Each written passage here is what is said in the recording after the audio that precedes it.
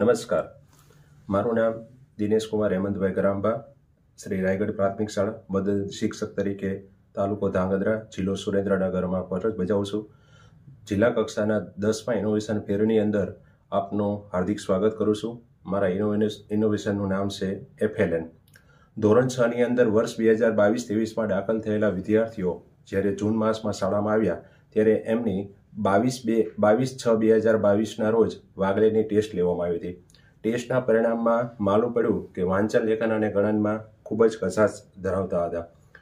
ત્યારબાદ વાંચન માટે પ્રિય વિદ્યાર્થીઓને સરળ શબ્દોથી કઠિન શબ્દો તરફ અને પહોંચે અને સહેલાઈથી વાંચી શકે એવો પ્રયત્ન કરવામાં આવ્યો. પ્રિય વિદ્યાર્થીઓને એકવાર શબ્દો લખી દેવામાં આવે અને બીજે દિવસે એને 5 વાર ગૃહ કાર્યની અંદર લખી આપે અને હોશિયાર વિદ્યાર્થીઓ પ્રિય વિદ્યાર્થીઓને શબ્દો વંચાવે.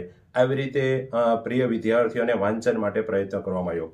લેખન માટે તારીખ 3/8/2022થી 13/8/2022 દરમિયાન કાના, હસ્વઈ, દીર્ઘઈ, હસ્વઉ, દીર્ઘઉ, એક માત્ર, બે માત્રવાળા શબ્દોનું શ્રુતલેખન કરવામાં આવ્યું.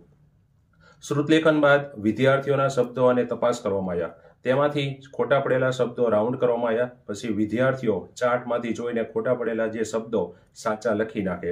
આવી રીતે લેખનનો અને પ્રયત્ન કરવામાં આવ્યો. ગણન માટે ગણનની જુદી જુદી પ્રક્રિયાના નમૂનાના ચાર્ટ બનાવવામાં આવ્યા હતા, જેમાં સરવાળા, બાદબાકી, ગુણાકાર, ભાગાકાર, સંખ્યા અંકમાં અને શબ્દોની અંદર. તો જે વિદ્યાર્થીઓ ગણનની જે પ્રક્રિયામાં જે પહોંચ્યા હતા તેમને કાગળના નમૂના આપી અને વિદ્યાર્થીઓ વાગલેની નોટબુકમાં લખીને આવે. બીજે દિવસે જે વિદ્યાર્થીઓ જે દાખલા લખીને આવ્યા હોય તેને મારી હાજરીમાં તપાસ કરવામાં આવે. ખોટા પડેલા દાખલાઓની અંદર લાલ બોલપેનથી રાઉન્ડ કરવામાં આવે. તેમને બતાવવામાં આવે કે આ જગ્યાએ તારી આ ભૂલ છે, તો ફરીથી ભૂલ ન થાય તેનું ધ્યાન રાખવામાં આવે.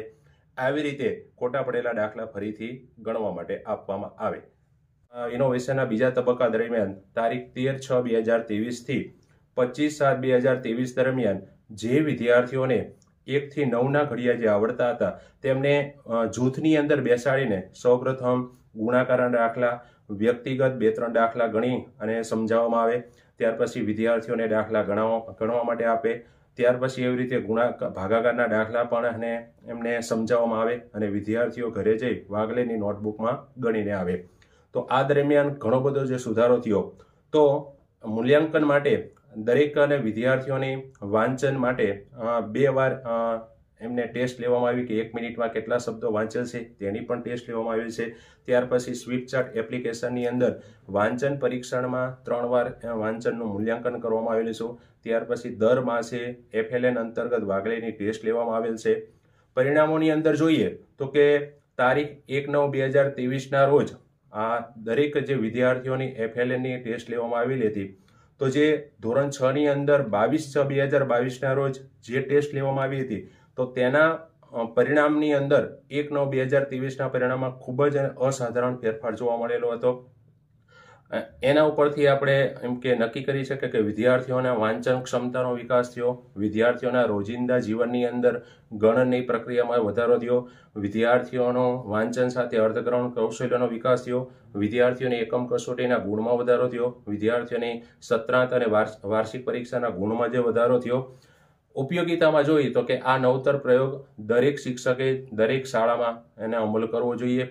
જો વિદ્યાર્થીઓ એને વાંચન, લેખન અને ગણનની ક્ષમતામાં પોતે પારંગત હશે તો એને અભ્યાસ કરવો ગમશે અને અભ્યાસની અંદર રસ દાખવશે. આગળ જતાં એને અટકી જશે, ડ્રોપ આઉટનું પ્રમાણ ઘટશે. વિદ્યાર્થીઓના રોજિંદા જીવનની અંદર ગણનની પ્રક્રિયામાં ખૂબ જ વધારો થશે. તો માટે મારો એવો આશય છે કે દરેક શાળામાં દરેક વર્ગ શિક્ષકે આ નવતર પ્રયોગનો અમલ કરવો જોઈએ. આભાર.